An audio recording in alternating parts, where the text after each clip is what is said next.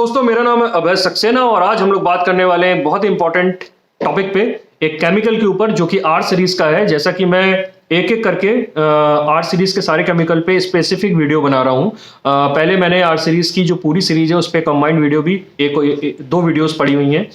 अब लेकिन अगर बात करें, क्योंकि उन वीडियोस में सारे केमिकल पे स्पेसिफिकली इतनी बात नहीं हो पाई है, तो मैंने डिसाइड किया आप लोगों की हेल्प के लिए, आप लोगों की नॉलेज के लिए, कि स्पेसिफिक केमिकल पे वीडियो बनाई जाए कि अगर आपको किसी स्पेसिफिक केमिकल पे वीडियो देखनी है तो आप उसमें इन्वॉल्व हो सकते हैं। तो आज हम लोग बात करने वाले हैं R1 के ऊपर। टास्की का जो R1 केमिकल है उसके ऊपर हम लोग बात करने वाले हैं। आज हम लोग डिस्कस करेंगे R1 के ऊपर यहाँ पे। अगर अभी तक आपने मेरे YouTube चैनल को सब्सक्राइब नहीं किया तो मैं आपसे रिक्वेस्ट करूंगा कि प्लीज़ मेरे YouTube चैनल को सब्सक्राइब करिए, जिससे कि आप मेरे साथ ऐसे ही आने वाली वीडियोस के साथ जुड़े रहें, मेरे जो विचार हैं आप तक पहुंचते रहें, आपके जो क्वेश्चंस हैं वो मुझ तक पहुंचते रहें, आपके जो थॉट्स हैं वो मुझ तक पहुंचते रहें और हम लोग जुड़े रहें। R1 बेसिकली है क्या? R1 एक ऑरेंज कलर का केमिकल है जिसको डाइवर्सी टास्की बनाती है और ये बहुत ही फेमस वर्ल्ड क्लास केमिकल है। इसको जो बनाया गया है वो बहुत ही ज़्यादा रिसर्च करने के बाद बनाया गया है। वर्ल्ड के अंदर हाईली रिकमेंडेड है।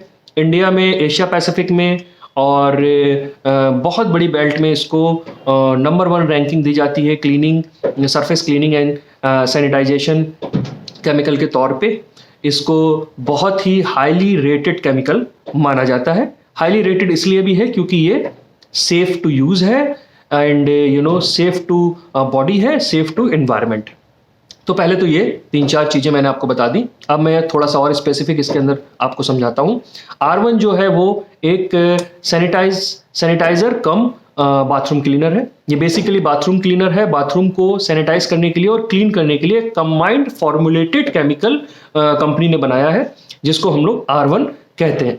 इसकी जो pH वैल्यू है वो 9 से 11.5 के बीच में है और इसका जो कंसंट्रेशन का अगर हम लोग वैल्यू निकालें तो वो 2% निकल के आता है और जो कॉस्ट निकल के आती है पूरे कैन की वो 3 रुपये पर लीटर के हिसाब से निकल के आती है जब हम उसको डाइल्यूशन में चेंज कर देते हैं।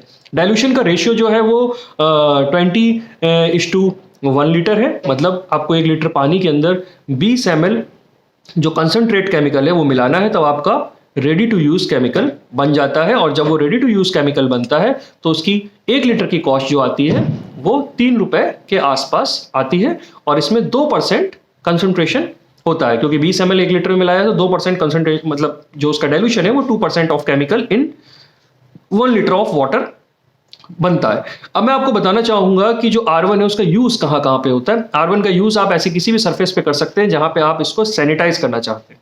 जिस एरिया को, जिस सरफेस को आप सैनिटाइज करना चाहते हैं। बेसिकली जो सैनिटाइजेशन है वो बाथरूम में ज़्यादा रिक्वायर्ड होता है, तो इसको बाथरूम का नाम दिया गया। इसके साथ बाथरूम क्लीनर कम सैनिटाइजर ऐड कर, एरिया में जितने भी माइक्रो बैक्टीरियल इफेक्ट है उसको ये 3 गुना तक कम करने की ताकत रखता है। मतलब 3 टाइम उसको वो रिड्यूस कर देता है। तो अगर आप सुबह और शाम उसको यूज कर रहे हैं तो वो आप ये समझ सकते हैं कि वो उसको जिस भी आप टाइम पे कर रहे हैं तो उस समय जो भी उसकी फ्रीक्वेंसी है, जो भी इंटेंसिटी है आपके बैक्टीरियाज की, उसको 3 टाइम रिड्यूस कर देता है।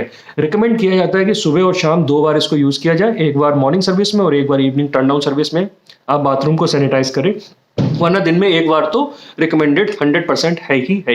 आप बाथरूम के अलावा ऐसे और भी एरियाज में इसको यूज कर सकते हैं जहां पे आपको लगता है कि यहाँ पे बैक्टीरियल इफेक्ट हो सकता है, जैसे शिंक हो गए आपके, किचन हो गए, किचन के टाइल्स हो गए, किचन का शिंक एरिया हो गया, down the wardrobe of shrink area हो गया, कॉर्नर्स हो गए, क्रेवाइसेस हो गए, वार्डरोब्स हो गए। कहीं पे भी आपकी कोई ऐसी जगह जहाँ पे आपको सैनिटाइजेशन करना है, जैसे कि फ्रिज की कैबिनेट हो गई, आपकी वॉशिंग मशीन हो गई, आपका माइक्रोवेव ओवन हो गया, ये सारी जगहों पर आप जहाँ पे भी आपको लगता है कि बैक्टीरिया हो सकते हैं, बहुत दिन से एरिया साफ नहीं हुआ, वहां पे आप इसको इस केमिकल से क्लीनिंग और सैनिटाइजेशन दोनों कर सकते हैं। अब मैं आपको बताना चाहूंगा कि इसको हम लोग कहाँ से खरीद सकते हैं। आप या तो इसको डाइवर्सी की जो डीलर्स हैं, रिकमेंडेड डीलर्स हैं आपके एरिया में, ऑलमोस्ट हर बड़े शहर के अंदर हैं, वहाँ से ले सकते हैं।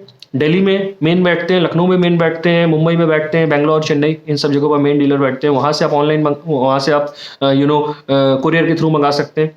अगर वहाँ से भी आपको नहीं मिल रहा है तो आप इसको ऑनलाइन परचेज कर सकते हैं। अमेजन एंड फ्लिपकार्ट पे ईजिली अवेलेबल है। आपको 1200 से 1300 में 5 लीटर ईजिली अवेलेबल हो जाएगा, मिल जाएगा। आप वहाँ से भी इसको परचेज कर सकते हैं। रिकमेंड करूँगा कि इसको आप कॉमर्शियल और हाउस होल्ड रेजिडेंशियल दोनों में यूज़ कर सकते हैं, जहाँ पे बच्चे हैं छोटे, जहाँ पे किड्स हैं, जहाँ पे बुजुर्ग हैं, जहाँ पे पेशेंट हैं, जहाँ हॉस्पिटल्स हैं, जहाँ पे मेडिकल्स हैं, जहाँ पे क्लिनिक हैं, जो होटल्स हैं, रूम्स हैं, किचन्स हैं, इन जगहों पर इसको हाईली रिकमेंड किया जाता है यूज़ करने के लिए। किन एरियो में और थोड़ा स्पेसिफिक घुसते हैं, किन एरिया में, एरियाज़ के अंदर किन-किन सरफेस पे हम इसको यूज़ कर सकते हैं।